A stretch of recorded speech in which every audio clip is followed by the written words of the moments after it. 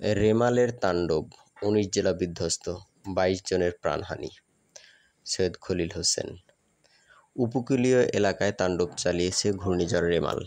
দেশের উপকূলীয় জেলা খুলনা, সাতক্ষীরা, বাগেরহাট, ঝালকাঠি, বরিশাল, পটুয়াখালী, পিরোজপুর, বরগুনা, ভোলা, ফেনী, কক্সবাজার, চট্টগ্রাম, নোয়াখালী, লক্ষ্মীপুর, চাঁদপুর, নড়াইল, গোপালগঞ্জ, শরীয়তপুর ও যশোরে বেশি ক্ষয়ক্ষতি হয়েছে।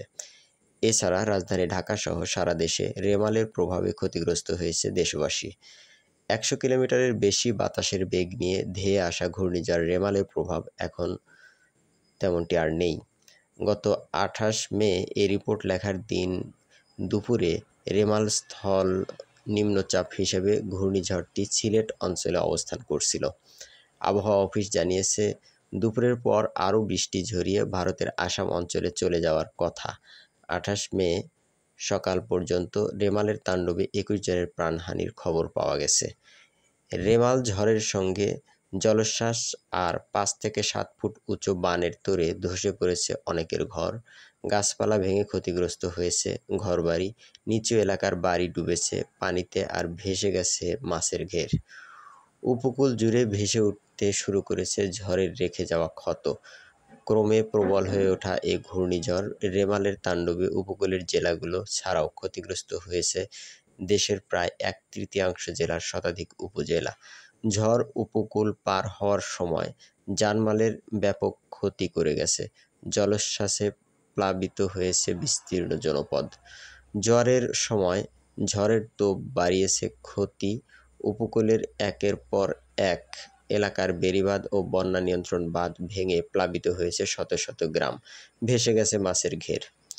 গত সোমবার ঘূর্ণিঝড়ের শেষটায় এবং রোববার উপকূলের কাছাকাছি আসার পর থেকে বানের পানিতে ভেসে দেয়াল ও গাছচাপায় আশ্রয়কেন্দ্রে যাওয়ার সময় অসুস্থ হয়ে বিভিন্ন জেলার অন্তত ২১ জনের মৃত্যুর খবর এসেছে। সরকারি হিসেবেই ধ্বংস হয়েছে ৩৫,০০০ বাড়িঘর। গত ২২ মে পূর্ব মধ্য বঙ্গোপসাগর ও তৎসংলগ্ন পশ্চিম মধ্য বঙ্গোপসাগর এলাকায় একটি লঘুচাপ সৃষ্টি হয়, যা ধীরে ধীরে শক্তি সঞ্চয় করে সুস্পষ্ট লঘুচাপ, নিম্নচাপ, গভীর নিম্নচাপ ধাপ পেরিয়ে ঘূর্ণিঝড়ে পরিণত হয় গত ২৫ মে শনিবার সন্ধ্যায়। তখন এর নাম দেয়া হয় রেমাল। গত ২৬ মে রোববার সকালে ঘূর্ণিঝড়টি পরিণত হয় প্রবল ঘূর্ণিঝড়ে। এর প্রভাবে গত রোববার বিকাল থেকেই উপকূলীয় এলাকায় ব্যাপক বৃষ্টিপাত শুরু হয়। পরদিন সকাল থেকে সারা দেশেই বৃষ্টিপাতের প্রবণতা বেড়ে দুর্বল হয়ে আসে রেমাল। গত ২৭ মে সোমবার ঝড়ের দাপট কমে এলে আশ্রয়কেন্দ্র কিংবা স্বজনদের বাড়ি থেকে যখন তারা নিচু এলাকায় নিজেদের বাড়িতে ফিরেছেন, তখন দেখতে পেয়েছেন বিধ্বস্ত ঘর, ভাঙা বাড়ি, ভেসে গেছে মাছের ঘের, পানির তোড়ে বাঁধ ভেঙে ডুবে গেছে ফসলের ক্ষেত। ক্ষতির পাশাপাশি প্রায় ২ দিন থেকে ভোগান্তিও কম ছিল না উপকূলবাসীর। ঝড়ের কারণে বড় বিপর্যয় এড়াতে আগের দিনেই বিদ্যুৎ বন্ধ রাখা হয়েছিল অনেক এলাকায়। অন্ধকারে ডুবেছিল ৩০ লাখ গ্রাহকের পরিবার।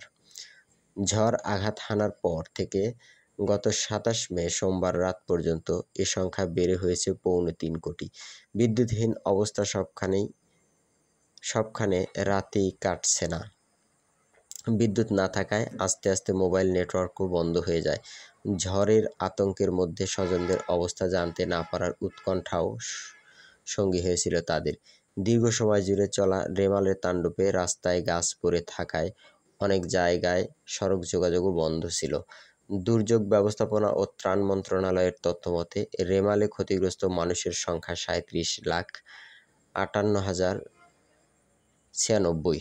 সম্পূর্ণভাবে বিধ্বস্ত হয়েছে ৩৫,৪৮৩টি এবং আংশিকভাবে বিধ্বস্ত হয়েছে ১,১৪,৯৯২টি ঘরবাড়ি।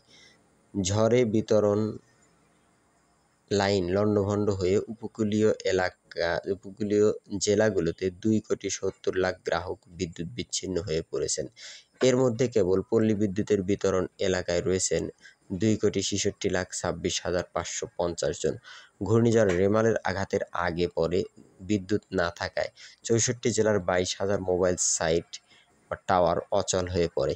উপকূলীয় জেলাগুলোর পাশাপাশি দেশের মধ্য ও উত্তরাঞ্চলের জেলাগুলোও অনেক মোবাইল সাইট বন্ধ ছিল।